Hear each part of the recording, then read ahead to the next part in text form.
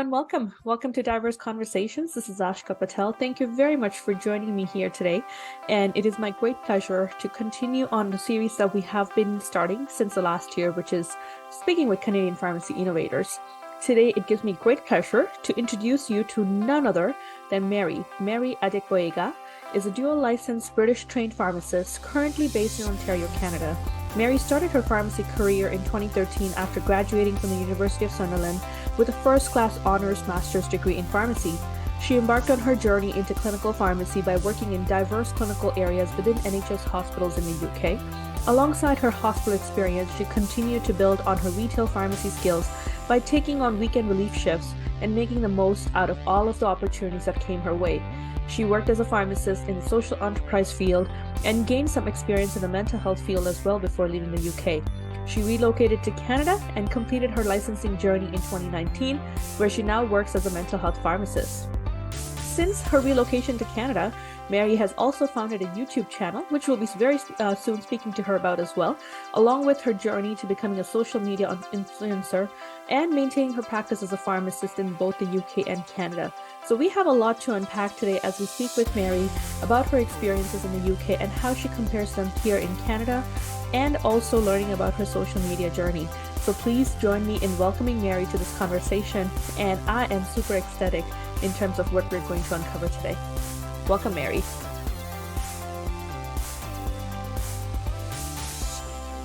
All right, so now we have Mary joining us. Mary, thank you very much for making time for me. I know this has been a while in the making, and I'm so grateful for your patience in making sure that we had this conversation. So first of all, welcome, and thank you so much for making this time to come on Diverse Conversations and sharing your journey, because I think we can all learn so much from you in terms of what you accomplished in a very short time frame. Thank you. Thank you so much. I really appreciate you bringing me on here and just being a part of your audience and your community. And I have so much to learn from you as well, as I've already mentioned a few times, and I'm looking forward to this conversation. Thank you, Mary. Thank you. So with that, I always start this question off as this is my first question I always ask my guests is, tell us about your journey. I know we have a little bit of a snapshot in terms of what you kind of had to go through to be where you are today. Would love to hear from you in terms of what has been like for you to, become the person and the pharmacist that you are today and the career path that you've taken for yourself. Okay. So I'm a pharmacist, as you all know. I have always wanted to be a pharmacist, actually. So I started kind of thinking about pharmacy when I was in high school or secondary school, you guys would call it, I think. Yes. Yeah, secondary school. So around the age of like 8 or so, I was introduced to what pharmacy is because I have a few pharmacists in my family, kind of extended family. And I then done, I think you guys call it a co-op here, but we call it like a placement, work experience placement, whilst I was in school in a pharmacy. And it was a community pharmacy, and I worked with this guy, and he was so good because he wasn't just like giving medicines to people. He really like counseled them very well, gave lots of like detailed kind of points and stuff. And after that, I was like, wow, this is so cool. So from that moment, I was like, I want to be a pharmacist. So I went to pharmacy school, obviously did kind of like in England, we do A levels first, then we go to pharmacy school, and done that and worked really, really, really hard. Had a few challenges along the way, but I was able to still graduate and get really good grades. And then went on to, I guess, work as, we do something called pre-registration year. Okay. So you work for 1 year before you write your final exam with the college, so the General Pharmacy Council. So before I actually finished pharmacy school, I knew that I wanted to be a hospital pharmacist. I knew that I wanted to work in a hospital. And then I also knew that I would want to work in another country at some point, but I didn't know where. I just knew that at some point in my journey, I wanted to do that. So licensed in the UK, worked in the UK for many years, worked across different kind of sectors. I worked a bit in mental health. I worked in acute hospitals. I worked in community. I worked in social enterprise, which was like a very different environment. And then I, started my process of relocating to Canada and doing my exams for that. And here I am today working in Canada as a hospital pharmacist, and really enjoying it so far. Again, as I said, I'm sure we'll talk about some of the different things I've been through on the journey, but that's kind of a little background to me and how I got to where I am today. Thank you very much for sharing that, Mary. And I think we may have found yet another similarity in terms of what we share, because I also, similar to you, did a high school co-op that got me into pharmacy. So this is kind of like so wild and weird at the same time. Yeah, I guess it speaks to the passion we have for pharmacy as a profession. absolutely. Great minds think alike and work Right? alike.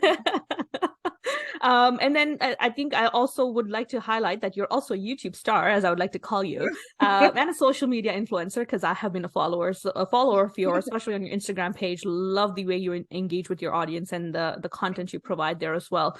How did that happen in terms of starting that journey and being able to kind of manage that while also being a pharmacist and wearing that hat as well? If you could speak to a little bit about that as well. Yeah, so I guess with YouTube and Instagram, they both kind of started because so in 2013, when I was in my final year of pharmacy school, something really major happened in my life, and it caused me to really think about my health. At the time, I was really overweight and just not really making healthy choices.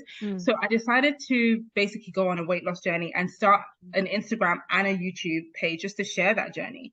That's kind of where my Instagram came from, actually, just like posting for kind of accountability. So I would go to the gym, show what I'm eating. And then when I started doing my pre-registration and writing my exams for my final kind of pharmacy licensing in the UK, I would share different snippets of preparing for the exams and things like that.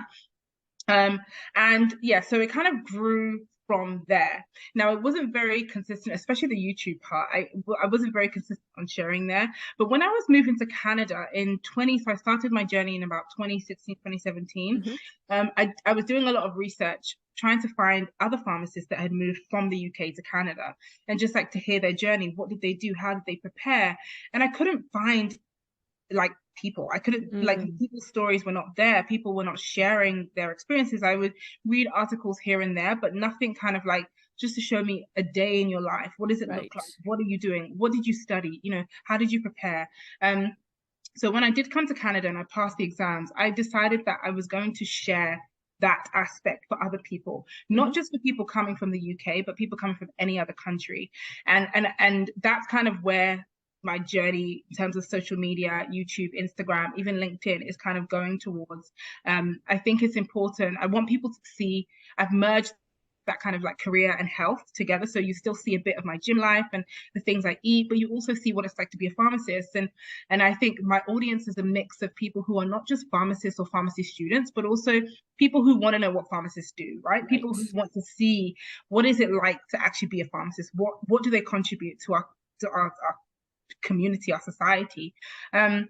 So I think that's kind of where that passion has really grown for me, because I'm seeing more and more in our day and age that some people don't really know or understand what pharmacists do. There are people or kids who want to go to pharmacy school, but they don't know what options are available for them.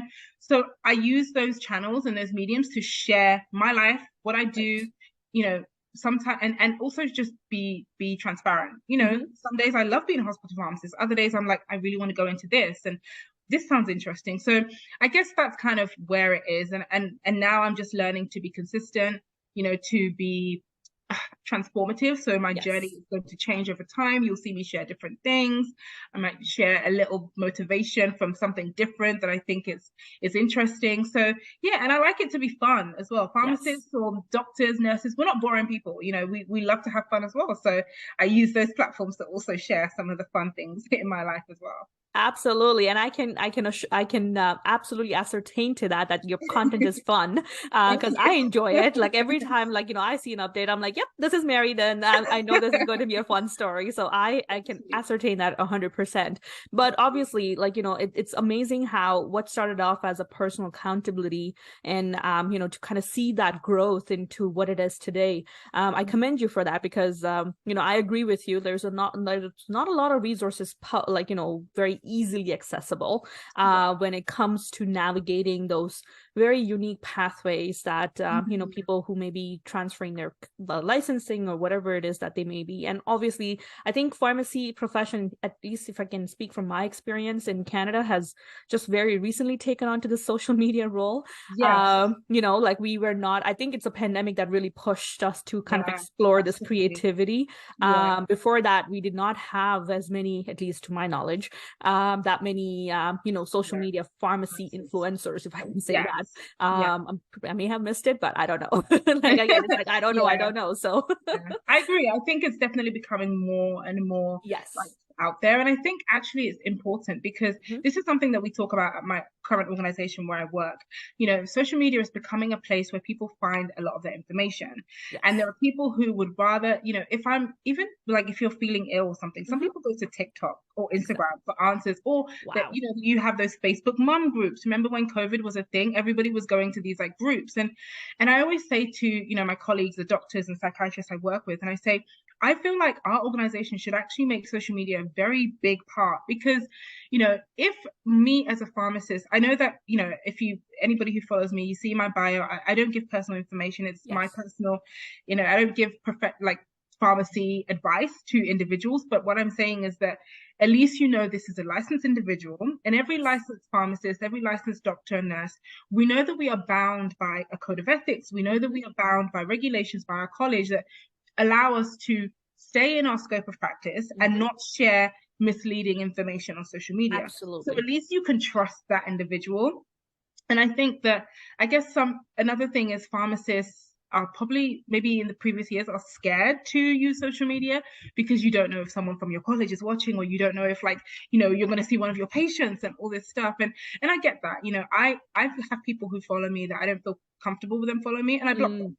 Like, I just block them. And it's not because I don't want you to be my friend, but again, I don't have that level of trust yet with them, if that Right. makes sense. So you do have that option, but I do think, so the world we are in, social media is becoming, it's digital.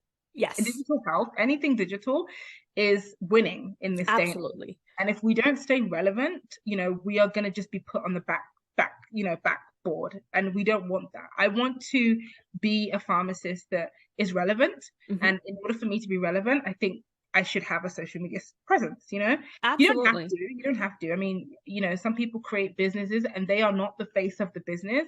You can still, have a social media presence and just kind of like build an audience from there, and Hmm. and help your community. So yeah, I think it's definitely something that's become more. It's growing. It's a growing space. Absolutely, absolutely. And thank you very much for sharing that, because I also see social media as a way of, hopefully destigmatizing a lot of taboo topics, especially in healthcare and in the area of mental health. I see these Mhm. dedicated groups as hopefully a safe space that people can open up and share whatever it is that they wish to share. Yeah. But obviously, on the other side, the flip side of the coin is always, that there's people who can potentially take advantage or misguide or provide misinformation. So Yes. when you, as you rightly mentioned, it's like if there's a licensed professional that you can trust, it Mhm. definitely also helps the patient be comfortable with the information that's being provided. And at the same time, you're representing our profession, right? Yeah. I feel like this is one way for us to raise awareness in terms of what we bring to the table for our patients, our healthcare system overall. Yeah. You spoke to some challenges that you may have experienced with people who are following you may not be comfortable with. Any other challenges you faced along the way in terms of creating the journey so far in creating a digital presence of yours? Yeah. I think there's a lot of different things that come up. I've had followers who would DM me, and I might have an opinion on something and they'll kind of come and say something different, or people who just say mean things, horrible Right. things. I know a lot of people try to protect, like, where they work and all that Mm, kind of stuff from social media, because you just don't know. yes. The other thing I think you have to be, I guess, be careful with, and I try to be careful with, is just what I put out there. Mm, um so before, a few years ago, I used to kind of like be a very spontaneous poster. So right. in the sense that I would maybe be somewhere or be doing something and I'll post it. And now I'm learning more and more to take my time before Mm, posting certain things. Again, I want it to be fun, so I'm trying to also not be too careful, because that takes the fun out of it. yes. But there are times where I reach out to some of my friends and I'm like, what do you think about what I posted? Is that, is that okay? Because yeah, you are still a professional individual, even though you're not at work. I always say this to my other like professional friends, whether you are a nurse, a pharmacist, a Mm, doctor, if you're in public, if you're not at work, you are still representing your profession. yes. I say this a lot to my family members. If we're driving or we're doing anything in a restaurant, we can't be like acting crazy, because we are professionals. you know, you are a doctor, you're an engineer, I'm a pharmacist, we are still representing we are the face of our Absolutely. profession. So it's the same with social media. So I try to be careful, but again, it doesn't come without its challenges. You know, there will be people who say, oh, why did you post that, or why did you share that, or you shouldn't have, you know, put that up, or whatever. So I just try to be careful, but also remember that you're not going to appease to everybody, Yes. and that's okay. And I always say, once in a while I put up, if you don't like what I share, please unfollow me, it's fine. And I try to be, you know, like, for example, my managers and stuff, they know that I have a social media presence, they see. So there's nothing kind of unusual. Nobody can be like, oh, by the way, your so and so employee is posting this, because my manager knows, she follows my Right. YouTube, she sees what I do. So there's that as well. So just making sure that the people who sometimes the society or the public might try and like report you to so and so body, but most people already know what I do. So at the end of the day, that helps with the challenges. But yeah, there are so many different things: bullying, or just people coming and like, you know, saying mean things about what you share, or not agreeing with maybe recommendations that you make, and that's fine. It's okay.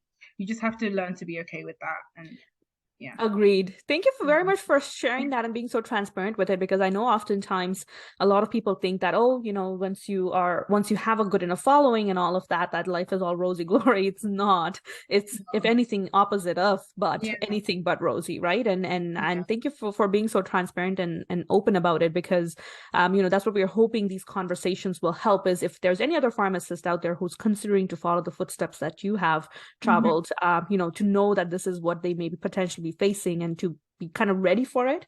And I think from the way you presented your side, you know, you did your due diligence, you dotted your I's and crossed your T's to make sure that all the stakeholders in your professional career, your personal career, like your personal life, are all involved and were willing to support you, right? And I think that's critical, especially that transparency with your employer. If you are not self-employed, is very important to make sure that you're not, in a way, misrepresenting the organization that you work with, Yes, right? absolutely. Yeah. But speaking of which, there's always opportunities and challenges, right? So we spoke about the challenges. Now I want to hear about the opportunities. I know you have done some great work in terms of, you know, bringing awareness to what it is like to be a duly licensed pharmacist. And I love that content, to be honest, because Thank you. I have no idea what it's like to practice in the UK as a pharmacist. From everything that I've heard from you so far, it sounds like a very glorious way of practicing pharmacy. And I would love to be there instead of here. But, you know, what are some other opportunities you see for pharmacists that they can kind of tap into their expertise, and you know, how can they what like, I guess it's just like on the social media part, like how can they engage and connect with their audience, and what are some opportunities you see there for them? Yeah, I think I'm very big on just like pushing yourself out of your comfort zone. I speak on this a lot, and it not just within pharmacy, but also just in general life. And I think that you know, being licensed in 2 countries is definitely something that is out of my comfort. It's out of anybody's comfort zone, because you have to do exams, you have to learn a new process and things like that, just depending on where you are. I think every single pharmacist should explore different things along their career. We go through such a rigorous kind of like educational journey, and at the end of it, you know, we're rewarded with work, more work. And I think that one of the things that you should do for yourself is explore what else there is out there. And I said this, you know, to you and a couple of other people, I say it to all the time. I love when I see pharmacists who are doing different things. Not because I want every pharmacist to leave conventional pharmacy. No, I think there are pharmacists who really love hospital and they're going to stay there. There are pharmacists who really love retail and they will stay there. But I believe that there are also pharmacists who belong in the midst of consulting agencies. I believe that there are pharmacists that belong working at Deloitte. I believe there are pharmacists who belong working at Health Canada or working at MHRA, which is like the equivalent in Europe, in the UK.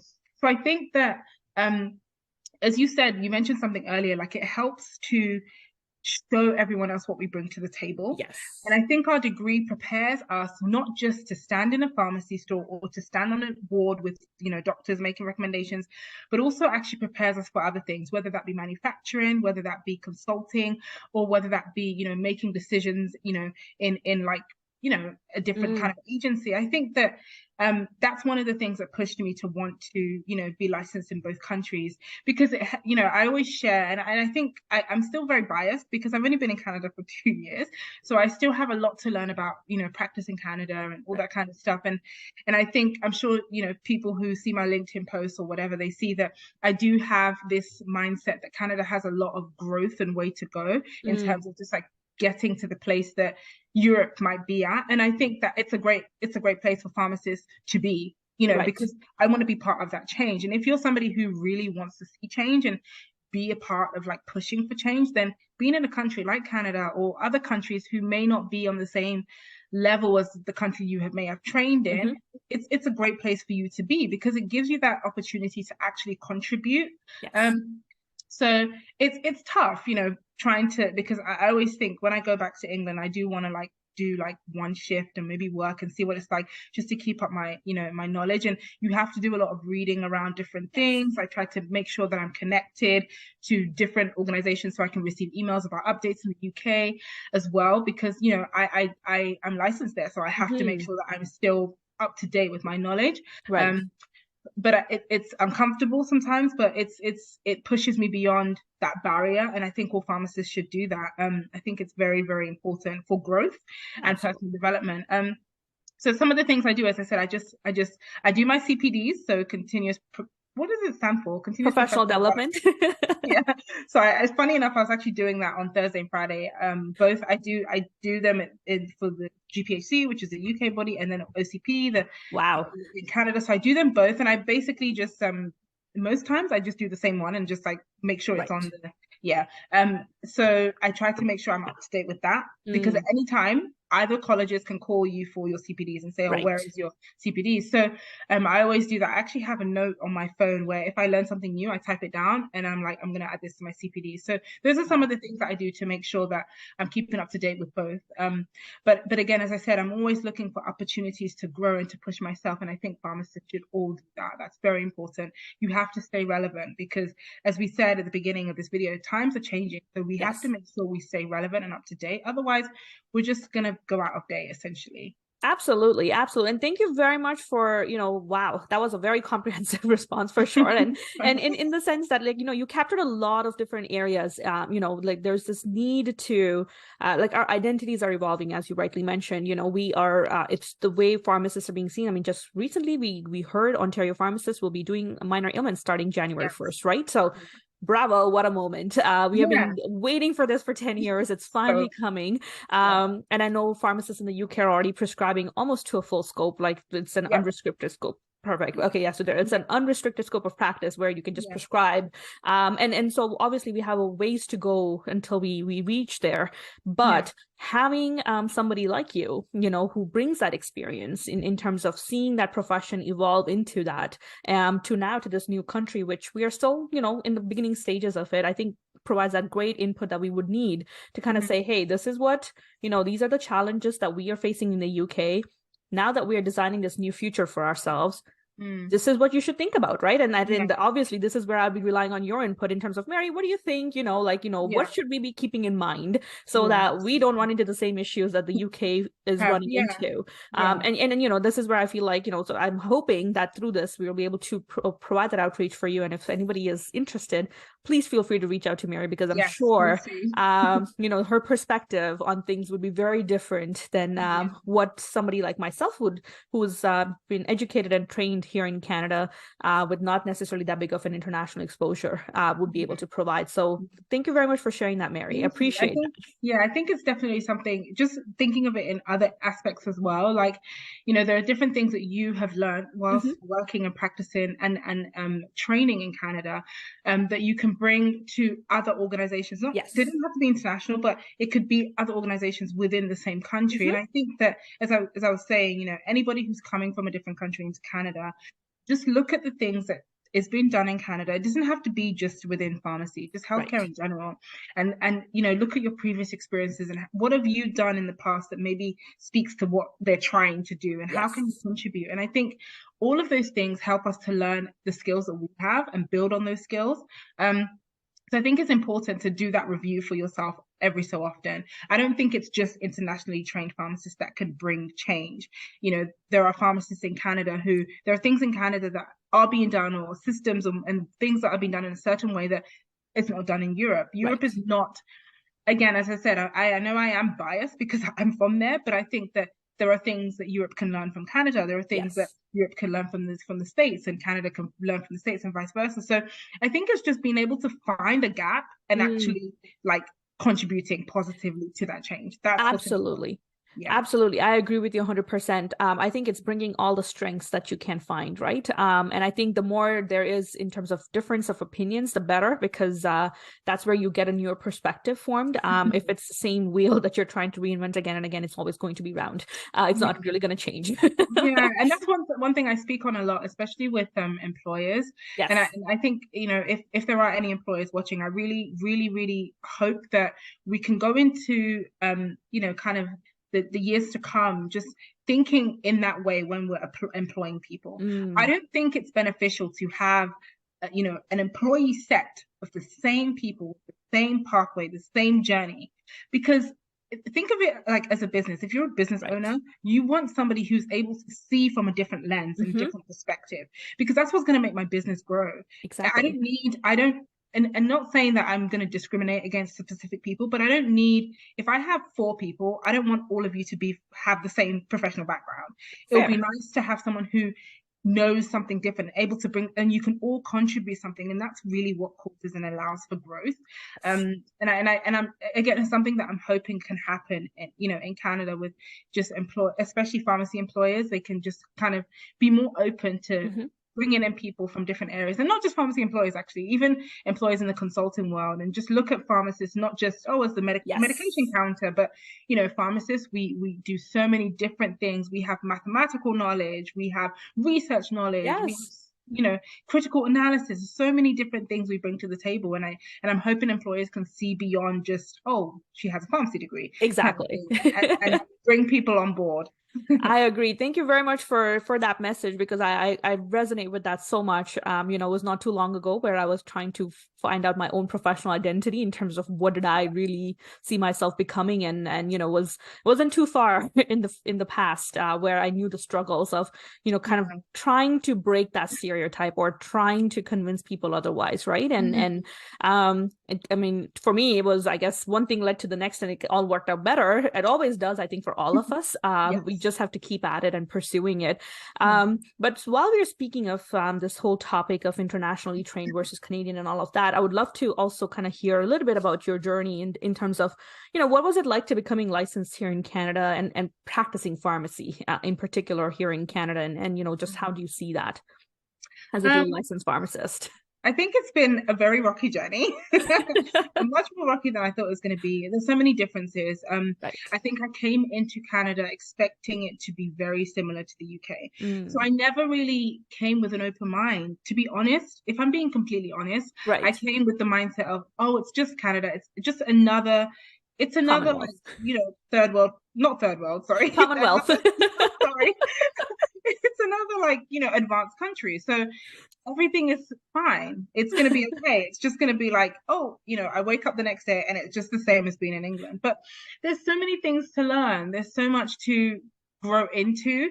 Things Yes. are very different. I think I've faced so many different challenges. If I'm being completely honest, I have Absolutely. faced challenges in terms of, being able to get a job because I didn't have Canadian experience. When I first Yes. came, I remember working shifts that the pay was so bad, but I would Mm, still take it because nobody wanted to give me a job because I didn't have a Canadian degree. wow. I didn't have Canadian experience. Even though I had worked in the UK for 6 years, I've worked senior roles. I had so much experience.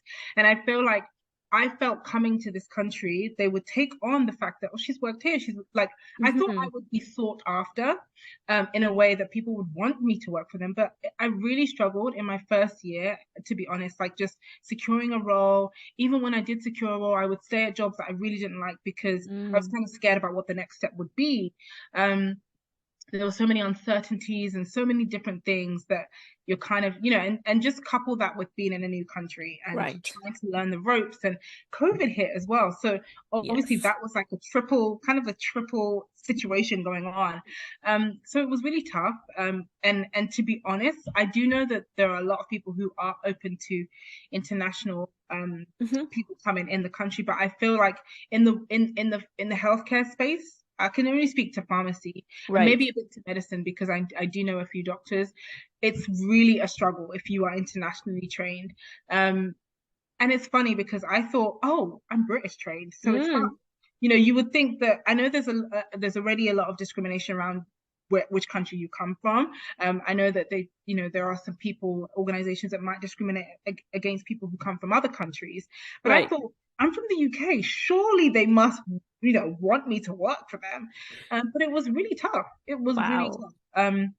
Even with getting into hospital, there's this whole thing about you don't have a residency, but Yes. we actually do a foundation. Every pharmacist that works in hospital, you have to do a band 6 foundation pharmacy year. And Oh, sometimes it's a year, sometimes it's 2 years. And within that time, you have to do a postgraduate clinical certificate or diploma program. So we okay. actually have to do postgraduate education, and that's equivalent to a residency because it's kind of the Mm. same thing. You're doing courses, all that kind of stuff, projects. So yeah, I was kind of disappointed to see that that was what it was like. So it was tough. It was really tough, but gradually as time went on, I kind of was able to pick up employment, and there are different things, other things I faced. People told me to change. Obviously my last name is Adegboyega, right? So it's quite a long last name. And I remember being told by somebody that I should change my last name, take it What? off, and actually put my middle name. So on my resume, even till today, it says Mary Ore, because he said that if employers in Canada see Adegboyega, they're going to think that I can't speak English and they don't want to employ me because my Wow. last name is foreign. And I was just like, I've never been told that before. Nobody's ever said that to me. Um, Right. and it was just like, wow. And at the time, I didn't think of it as anything, and I did change it. And as I said, till today, you can look up my resume on Indeed. It's very Aura because I haven't changed it back. But it was just sad that that's kind of what you need to get a job. Mm-hmm. So yeah, lots of It's different challenges. absolutely. And I'm first of all, I'm sincerely apologetic because that should not have been an experience that you should have had to experience. Yeah, And I'm sorry to hear that that was an advice that was given to you because I don't that's your part of your identity and nobody you should never have to compromise on who you are yeah, and the core of you to, kind of land a job. I don't think it's ever fair for anyone to be placed even in that conundrum of trying to even make a decision of that nature. But I guess I'm just trying to understand is, and I know there are struggles being an international graduate, especially and again, I can only speak to pharmacists because I'm not very familiar with the other medical fields. yeah. But from what I have heard from internationally trained pharmacists is there is a struggle in terms of the Canadian experience being one of them. Yes, And then the second one, especially for pharmacists who wish for more clinical practice in a hospital setting, yes, I have heard that it becomes even more challenging. And I know it's a challenge already for even for Canadian trained pharmacists to yeah. get their foot into the hospital. And one, I think it's just the volume, but two, I don't know where that challenge lies, to be honest. And I think it's more of trying to have those skilled professionals, but it's also kind of then undermining our training entirely, right? Like it's like if you or if you're trying to put such a hard block on what a pharmacist capable of hospital pharmacy is, then maybe there's more training or more the different career pathway that may be required. Yeah. But I guess it's like not this is a lot for me. I'm trying to take this in and I'm like, how can we fix this, because that's like the Yeah. first thing that I want, that. And I think we should always talk of solutions when we're speaking of challenges, because that's one way. I'm hoping this platform, whoever listens to it, hopefully it's people who are in authority to make some of these changes, if they can get some feedback from you in terms of how can you think the profession can better welcome internationally trained graduates, but Yeah. also accommodate them based on the extensive experience they sometimes they bring at with them. How do you see that? I think, to be honest, I think it's going to come with when pharmacy starts to change. So I Yes. think when pharmacists are given more scope of practice and given more opportunities to do more things, then hospitals are they're gonna need to bring other people on board, because it's gonna be like, if you have an organization that's full of everybody went to the U of T, right? They all have the same experience or whatever. But now pharmacists are allowed to do different things. Yep. Like, for example, we're doing minor ailments now. Imagine now pharmacists are allowed to maybe lead warfarin clinics, for example. Let's say that's a thing. But you have a whole employee cohort that are all from the same uni who they have no idea. But then you've got these other people who have worked in another country and they've done it before. You're going to be forced to bring those people on board. Absolutely. If you want to be able to execute properly, it's going to take time to train the people you already have to get to that point. So I think that, I mean, there's so many different things that I have in mind. It starts from, even the training that international pharmacists have to do when they come. We have to do PBC exams. We have to do some form of like internship and stuff like that. So the change really starts from there. But I think that it will be a forced change. There'll be more forced change once pharmacy itself starts to change. Right. Because, you're going to want to broaden your the different types of employees that you have, right? So employers will have to be forced to bring on other people. I think that there's so many different, it's very subtle. If you look at the percentage of internationally trained pharmacists that actually pass the PBC exam, it's very low. Yes. And I think it's because the exams are probably set in a way for Canadian graduates to qualify, to kind of pass it. I'm not saying easily, but it's kind of easier for them because they've spent their years at preparing for that exam. Do you know what I mean? Exactly. Same with England as well, with the GPHC exams. We spend most of our 4 years at uni preparing for that big exam. So I get it, but as you said, I think then the system needs to be more accommodating, especially because Canada is a big immigration country. Yes. And looking at the reports, from IRCC, Immigration and Refugees Canada, they want to bring more people in. So every single sector and body, they're going to have to make adjustments to accommodate those people, because I'm sure you've heard the reports in the news. There are so many internationally trained doctors and architects, whatever, who are in the country, but they can't actually work because it's like the processes are so already subtly discriminative towards them. It doesn't accommodate them. Right. So I think it's just a wake-up call for every sector, not just healthcare or pharmacy or whatever, but every sector to move with the pace that the country itself is moving. Right. If they want more international people to come into the country, you will get more internationally trained pharmacists. So you have to accommodate them. You have to create a space for that. You have to prepare other professionals in the country, including employers and people who are going to give these people jobs, prepare them that they have to accommodate these people. The same way we accommodate people who have learning disabilities and issues like that, we accommodate them in the workspace. We should do the same for internationally trained individuals, especially in a country like Canada. Absolutely. Absolutely. Thank you for shining light on that, because I agree with you. I think if anything, we're going to have a huge influx of immigrants, at least for the next 2 to 3 years. And also, let's not forget, we are in dire need of healthcare staff. The healthcare system's crumbling right now because we are not there's massive exodus happening. And at the same time, there's this bottleneck effect where now there's not enough people who are licensed to practice within that profession, like be it nursing, physicians, pharmacists. I mean, for pharmacy, there's like massive need for pharmacists all over that I know of. And I think I agree with you. I feel like and I'm hoping that these kind of open conversations will ignite that dialogue, right? And I feel like we haven't necessarily talked about this out loud, where somebody can take that and see how can they make a difference out of it. I commend the college for putting in some measures during the pandemic to help, some people kind of who were at the cusp of getting that licensure to kind of make that jump, right? So that they could be part of the profession. But, that's only sustainable for so long. We need more better systems in place. And I'm hoping that these kind of open dialogues and continuous dialogues will hopefully lead to some change.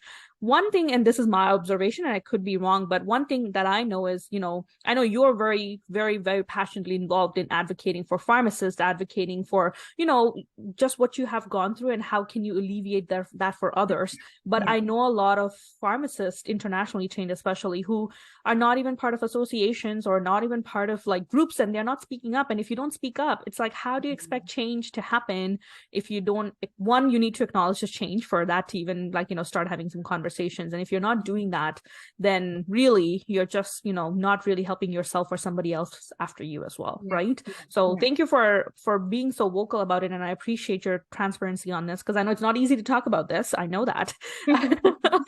But I really do appreciate this. And I'm hoping that this conversation will lead to some, concrete steps that we can take in that direction, which will hopefully make it easier for our profession to come together. The last thing I would want is, that a profession stands divided between Canadian trained and internationally trained, because yes, absolutely. we don't want that. No. And I think, as you said, I think it's something that I'm super passionate about, especially wanting to see more organizations do more things. I could speak for days, and I know that you know this already. I could speak for days on this. I think that organizations should. They are the first kind of people who bring that. I don't know. They stand for pharmacists, or they stand for doctors, or whatever it is. Any organization, associations and bodies like such should really be putting on different things that allow for there to be that mix, that allow for there to be that kind of like collaboration and learning from each other, and that helps, as you said. People who are internationally trained, I've met a lot of pharmacists who come into the country and they're isolated. They are not like me, in the sense that I will speak up. I don't care if I have 0 friends, you will see my post on LinkedIn, you will see me share it on Instagram, because that's my personality. But there are some people who don't have that personality, so they stay isolated, they kind of stay in their bubble, and I think it's really sad, because a lot of these people do have a lot of potential, but because they just don't know who to talk to, where to find information, who to network with, they just don't know. So they stay in a bubble, they maybe work a job they don't enjoy, and they just continue as it is. They might have ideas in their mind, but they don't bring it forward. And I think that having associations and bodies who are able to help to really pull that out of people is something that is needed, in the years going forward, as we see more and more internationally trained individuals kind of come into the country. Fair enough. And thank you very much. And if I may ask, how is the landscape in the UK when it comes to internationally trained pharmacists in trying to integrate into the UK pharmacy landscape? Yeah. So for you internationally trained pharmacists, they come into the UK and they do what they call an OSPAP. So OSPAP is overseas something. The S, I don't know what the S stands for, but they do a year at a university. So in that year, most of them actually, so when I was in 4th year of pharmacy school, a lot of them joined some of our classes. So you actually already get to mix even before. So they do the OSPAP year, which is generally 1 year, unless it's changed now. And after that 1 year, they then do the pre-registration, which we do.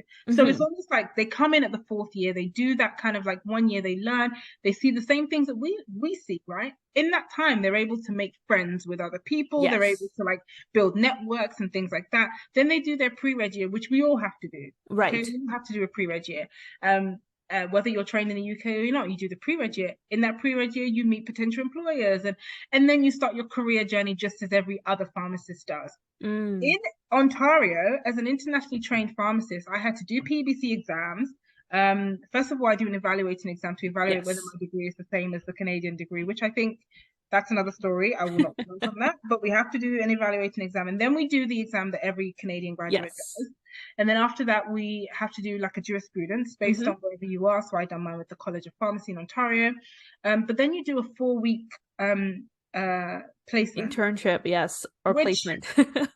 I don't think 4 weeks is enough, to be honest, because in that 4 weeks, you're not actually even training. You're supposed to walk in as a trained pharmacist. So technically, you're not supposed to really ask questions. You're supposed to you're being shadowed, essentially, like you're being watched by your preceptor, and they're trying to see if you're comfortable working. I think that's a lot to go into. As thinking about myself, I didn't. Some internationally trained pharmacists are already living in Canada. Maybe they got some work experience and stuff. I didn't. So I literally that 4 weeks was the first time I worked in a Canadian pharmacy. Wow.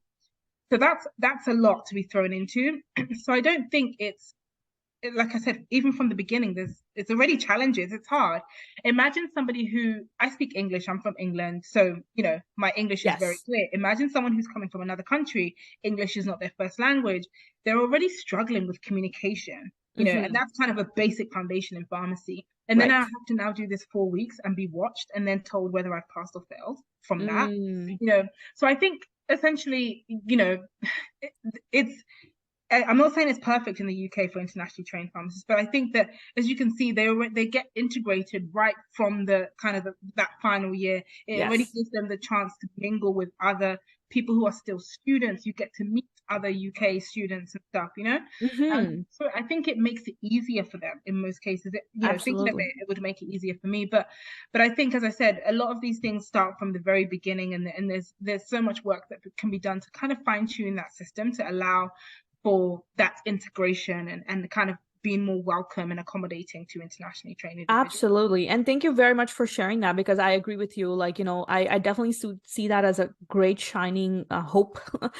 Because, when you do it that way, because right now, the way that, at least here in Ontario, I know international graduates would go through a different stream of program if they have to do like that 1 year at UFT or something like that. But it's only for IPGs. It's not like, you're working with other students or anything like that. And I can see how that can already be a very divisive thing, right? Or And just even that program is just for if you fail. So yeah, if you that's correct. fail the exam for the first time, you have to do that 1 year program, which is really Yes, expensive, by the way, very it is. expensive. And it's only done at UFT or in Vancouver or BC, somewhere in BC. Yes, in BC.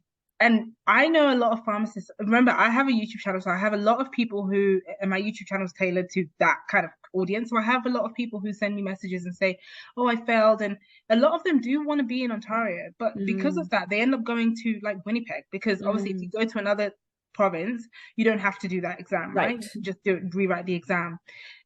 I, I always say, depends which country you train. I don't think the Yes. PBC exams are actually super hard that you can't Right. pass it. I think it's just the fact that it's very Canadian tailored. Yeah. So there are questions in the PBC exam that are not really about pharmacy. It's more about the healthcare system in Canada that Hmm. you wouldn't know if you're not Canadian, if you're from another Right. country.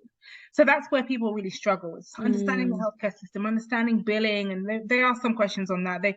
Just those, maybe sometimes communication, the English language, and so on and so forth. So I think it's really sad. And as you said, segregating, if you have to do that course, you're not doing it with other hmm. Canadian students, and it's still a bit isolating, isn't it? It It's still is. It kind of is. separating. Yeah.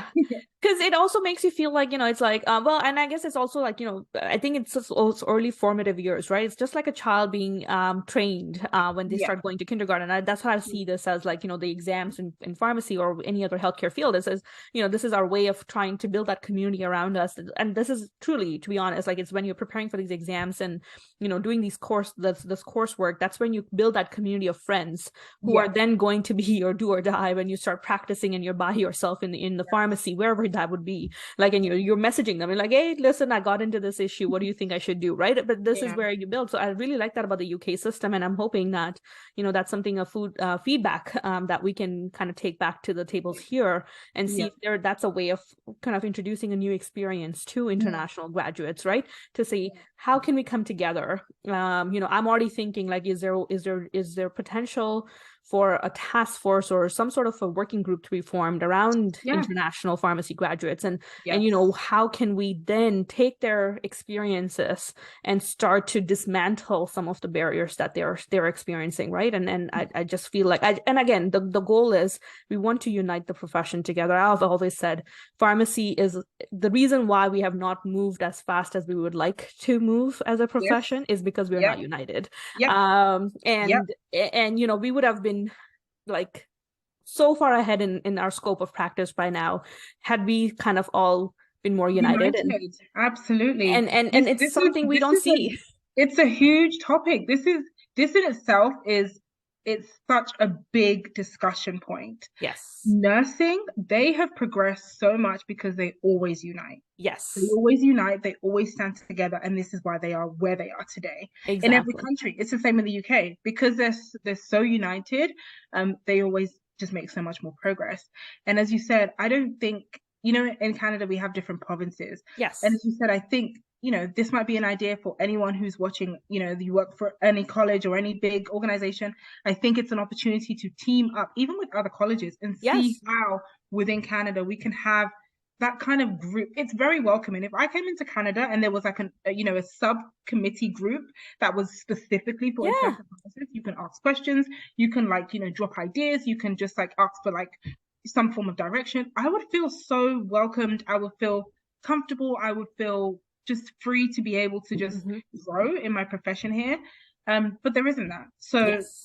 and that's something that maybe needs to be a thing. We need that. Absolutely. And maybe, you know what, maybe, just maybe, it could be a project we can take up if Yes, there's no appetite absolutely. otherwise. Absolutely. I'm always open for projects that progress the profession because Yes.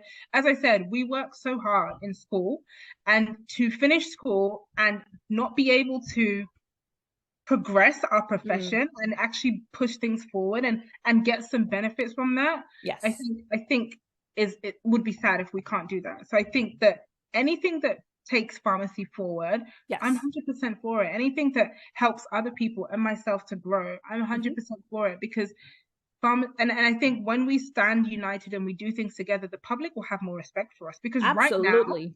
I got a message a few days ago from one of my friends saying, "Oh, I think they went to a pharmacy to pick up something, a medication, and they were so upset because they had to wait for an hour." Wow. He said, actually, when I complained to the pharmacist that I was upset, she stopped him and said, "Actually, don't you dare be upset, because this is what I have to do in order to give you your medication."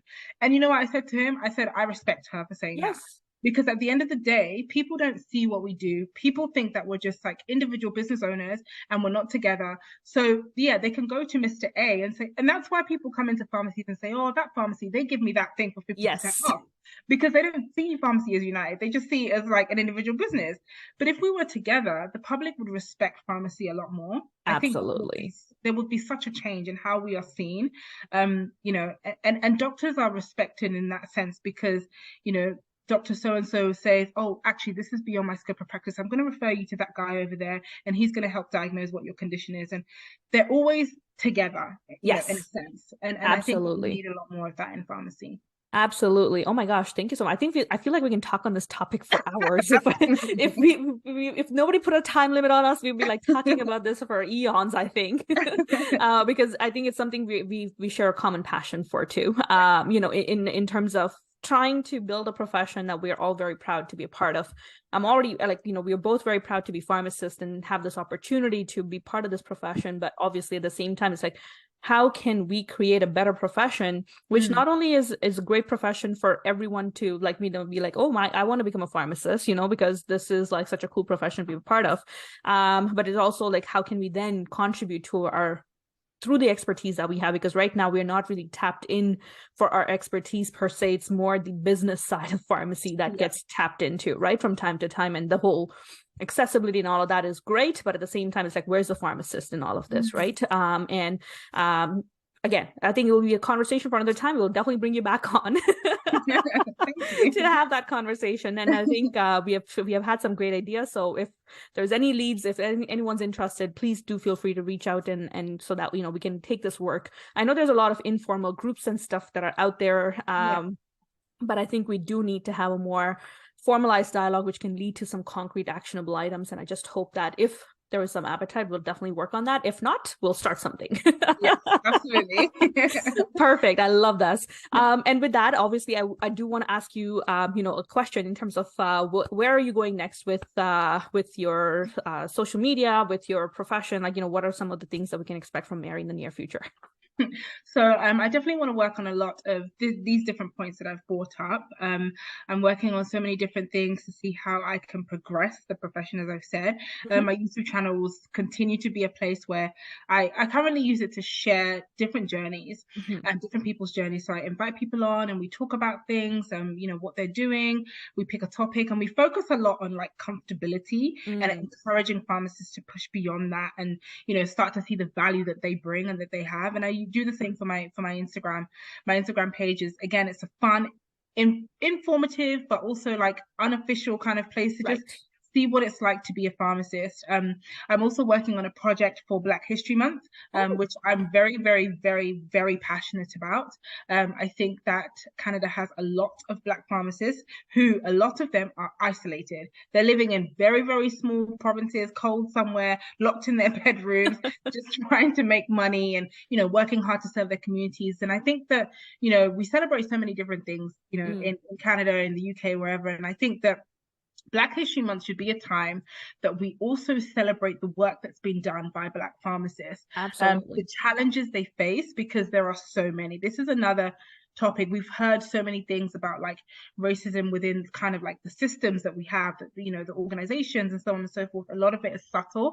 And I think it's time to bring to light those challenges, help others learn, what it is to be a Black person, and hopefully that can educate people and kind of limit these subtle like things that are happening, discriminative things that happen. But aside from that, I don't just want to identify and celebrate Black pharmacists. I also want to bring to the forefront information for my Black patients, because there are a lot of Black patients who suffer in silence. And I think that as somebody who grew up as I'm Nigerian, my background's Nigerian, my parents are African, and I think the same goes for like Caribbean and so on and so forth. And I think there are other couple cultures who also have the mindset that if you have an illness, you don't speak to anyone about it. It's going to go. My grandmother's recipe is going to help me heal. And a lot of times I think that people are more comfortable when they see that their practitioner is the same color as them. So, as I said, I work for a mental health institution. And when I see Black patients, a lot of them are like, oh my God, my pharmacist is Black or my nurse is Black. And they feel more comfortable, not because it's I don't want to speak to but some people do have that mindset of, oh, I don't know, the doctor, you're higher than me. And I don't, things like that. So I want to be able to bring to the forefront the conditions that affect Black people, and hope in hopes that Black patients see this campaign and they are encouraged to go and speak to their Black pharmacist, even if they don't want to see their doctor yet. Are you having blood pressure issues, or is it diabetes? How can your Black pharmacist can then refer you to your doctor or to whoever you need to see. So that's a big campaign I'm working on at the moment, just making sure that Black History Month is a time where we celebrate Black pharmacists, but we also highlight the conditions that affect Black people and hopefully help our communities essentially just, seek help, medical help. Oh, that's wonderful. Well, thank you very much for doing this one of a kind campaign. I really look forward to, and I guess I'm just curious, just as the audience would be at this point, is, what can we expect from that campaign, and what are your plans for it, and how can we help? Thank you. So basically, it's just going to be through the month of February. February is Black History Month in North America. It's different in the UK. So October is Black History Month in England. Okay, good. So February, we're going to basically just be showcasing videos. So everything's going to be digital, online, and it's just going to be 28 days of videos of you hearing Black pharmacists in Canada share their stories. Wow. What are the challenges they've been through? How have they overcome it? What do they enjoy most about their job? What are the different things they want to see in Canada, as a Black pharmacist? And hearing other Black pharmacists share on conditions that their patients face, hypertension, strokes, things like sickle cell anemia. It's a big, it's particularly specific to our race. So how can we as pharmacists help you with those conditions, your symptoms and things like that, especially now, it's across Canada, but now in Ontario we're doing minor ailments. So there might be patients who come forward with certain symptoms that we can treat or that we can refer. So that's what it's about. It's just going to be videos, just basically showcasing the different things, as I've mentioned. It will be all over different social media platforms, so YouTube, LinkedIn, Instagram, maybe TikTok, but I don't know if pharmacy is really there yet with TikTok. But yeah, it's just going to be all over social media platforms. So in terms of what you and anyone else watching this can do, just reshare, support, share with your other networks. If you know any other Black pharmacists who might feel encouraged just seeing that, or Black patients or people who are your friends who might just be encouraged seeing that, please just be a part of it and help to just raise awareness, because every Black History Month should be celebrated, and we should celebrate Black in pharmacy. Absolutely, absolutely. And thank you very much for, I know, taking the initiative to create this opportunity where I know for me as well, like, I can speak this for myself for sure. Like this will be an educational opportunity for me to, understand not only the journeys, but also the challenges and also like, what is it that we can do as a profession to help not our patients, but also our colleagues, right? Who are part of this profession. Because again, this ties back to how can we create a more united pharmacy. And I think the initiative you've taken upon yourself. I know it's a lot of time, effort, and resources on your end that you're putting this in, but thank you very much for doing this. And you'll be having a support in me, that's for sure. And I'm sure there's a lot of other listeners out there who would also be supporting this campaign just as much. And we look forward to that. So we'll definitely, share any resources that you have through our channels as well, because the more awareness we raise, the better to get this campaign the full justice it deserves. So thank you again, Mary. This is fantastic. Thank you. Thank you so much. Yeah, not a problem. And with that, I'm going to wrap up this interview, but I cannot let you go before I ask you my question of the podcast. Obviously, it started off with the future of pharmacy, and I see you as somebody who's an innovator and a visionary, and I would love to hear what is it your vision of the future of pharmacy and pharmacist in the next 5 to 10 years, and where do you see us going? In the next 5 to 10 years, I want to see pharmacists in spaces that we have previously been separated or segregated from. So I want to see pharmacists giving TED Talks. I want to see pharmacists going to big conferences and sharing what we do and how we can support our communities. I see that that's going to happen. I know it's going to happen, where we're able to just really share our medicinal knowledge, and not only to, I guess, educate the public and the society and communities, but also to inspire other people. Pharmacy is becoming, I think when, a lot of people, I mean, if you're like Asian or you're Black or whatever, most of your parents will probably tell you to go do pharmacy because of the money, right? But I actually want to be able to inspire young people to come into pharmacy, not just because of the money, but actually because you want to change things in healthcare. I am an educated, and you are an educated medicinal professional, and I want people to really respect us for that. So that's where I see pharmacy going, where we're able to stand in places where other digital presidents and CEOs are standing, and really, really provide knowledge and skills, the different things that we do. So that's kind of where I see it going. Wow, you have just inspired me to a whole new level. And you know what? I wouldn't be surprised if I see you being one of those first ones to take on that. We both will be in the same space, 100%. I always tell people, one day you're going to see me giving a TED Talk, and I'm not going to be giving it by myself. I'll be giving it with all my other colleagues and friends, sharing our inspirational journeys and our knowledge with the world. I'm looking forward Absolutely. And you know what? All the power to you and to anyone, to all of us, I guess, as a profession, because I think it's our time now for the next 5 to 10 years. I truly believe in that. And it's always great to have guests who believe in that vision and that future as well. It just, something about it just excites me so much. And lastly, before I let you go, given your incredible social media journey and the presence you've created for yourself on the digital platforms, what is one advice you would wish to give to somebody, a pharmacy professional who wishes to either start in this area or is thinking of this area? What is one advice that you would like to give to them? Don't limit yourself, and really, really step out of your comfort zone.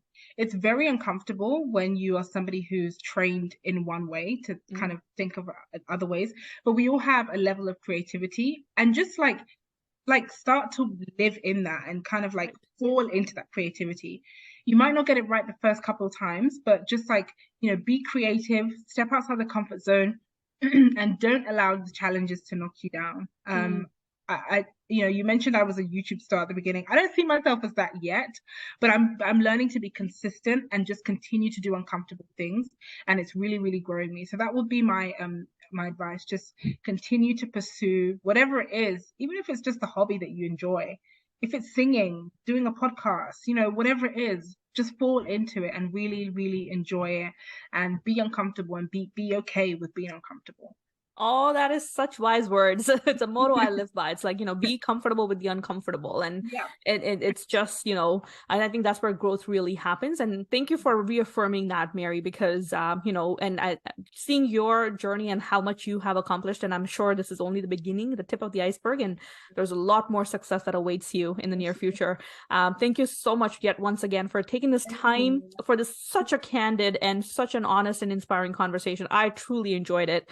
And I hope you did too, but Yes, and we you did. definitely inspired me to do so many things. And I look forward to joining hands and taking on some of the work and seeing how we can make our profession more inclusive, more united, so that we are proud to be pharmacists. Thank you so much. I really appreciate you having me on this channel. And thank you so much for the work you do and being able to put out all this information. I know that it's really helping a lot of us. So thank you so, so much. I really appreciate it. Awesome. Thank you. Well, thank you again, Mary. Means a lot coming from you. And, I think the admiration is mutual. So we can thank each other like on an infinity loop or something like that. And it would never end. But thank you once again. And with that, we will be signing off. I will be linking Mary's information, all her YouTube channels, links, etc. in the description box below. So make sure you check that out. Show support to her channel as well on YouTube and on other platforms. It will be all linked below. And please do like, share, and subscribe this episode because there was a lot that went on here, and we want to make sure that more people can get that information, that they can get in touch with Mary. If you're ever having any questions about how to become a Canadian trained or Canadian licensed pharmacist, my bad, to make sure that you reach out to Mary because she'll be your go-to person for that. Okay, with that, we're signing off. Thank you for joining us today, and I look forward to seeing you next week. Bye-bye. Bye.